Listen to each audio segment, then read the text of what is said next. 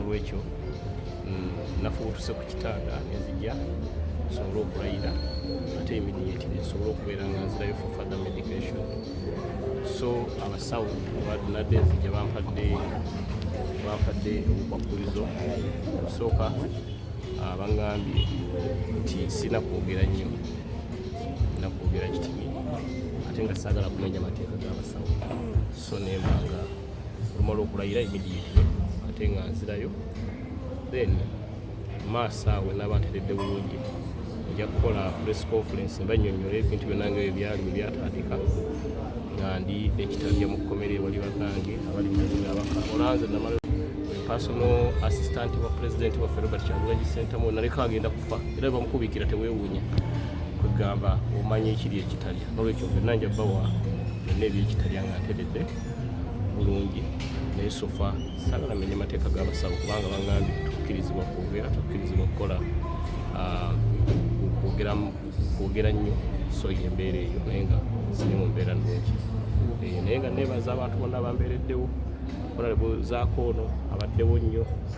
ne Kabbiru nga kaganye omu kubanga ntisegirinya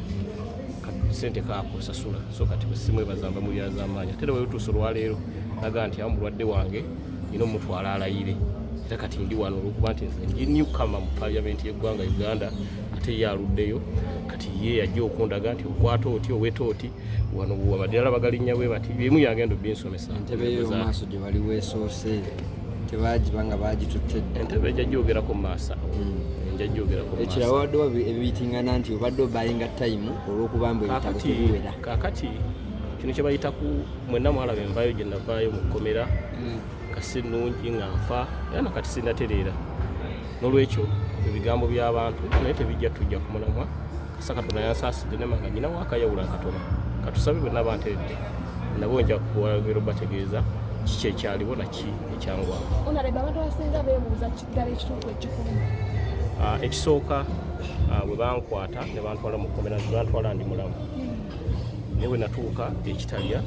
jjukira akusibya ate yakuwa emmere kuba bantwala mu Nairobi hospital bagamba nyina obulwadde ku kibumba balabako amabwa either nyina kukola liver transplant oba okujjanjaba ekibumba kino okumala emyaka 8 era kyobola bwe bagimirira muli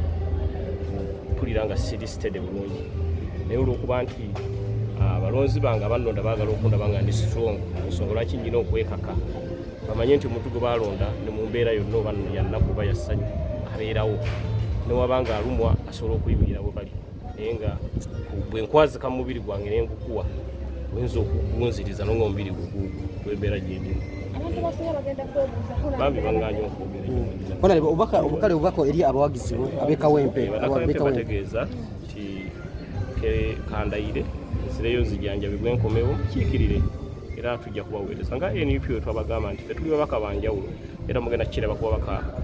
aba NUP nga tuli mu paliamenti tugenda kukola ebintu nga byanjawulo naye nga biri ku mulamu.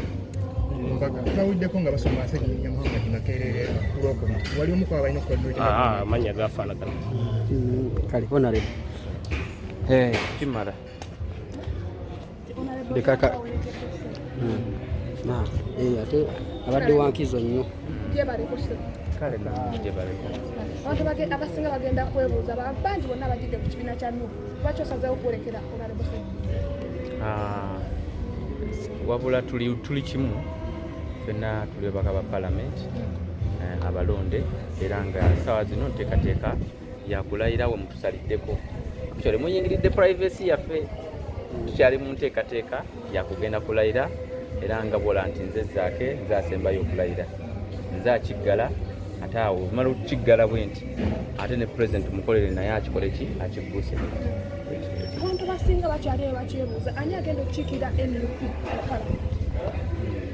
essaawa zino tunyumya ku kiriwo kitannabaawo tebakinyumyako kyensobola okugamba naye nga Honorable webale kunyuma ebyo byandibadde awo byonna kati tuyataaga okumanya